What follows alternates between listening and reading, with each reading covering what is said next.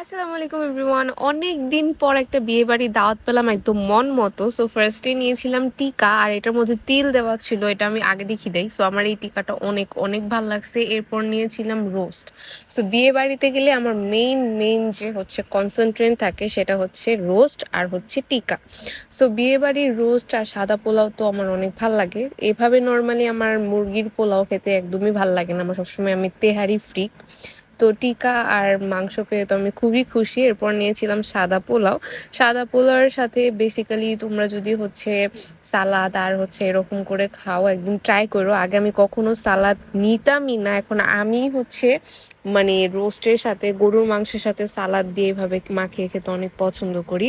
এরপর ছিল গরুর মাংস, আমার এটা অনেক পছন্দ। অ্যালার্জির কারণে আমি খুবই এটা একটু অ্যাভয়েড করি, বাট বিয়ে বাড়িতে তো আই কান্ট রেসিস্ট, কারণ হচ্ছে রাঁধুনিদের বা কি বলবো বাপুজিদের হাতের গরুর মাংসের টেস্টই অন্য মতো। সো এরকম করে আমি সালাদ দিয়ে জাস্ট খেয়ে ফেলতেছিলাম। লাস্টে নিয়েছিলাম হচ্ছে জর্দা থেকে একটা মিষ্টি। জর্দাও খেয়েছিলাম, সেটা ক্লিপ নিতে ভুলে গেছি। বাই।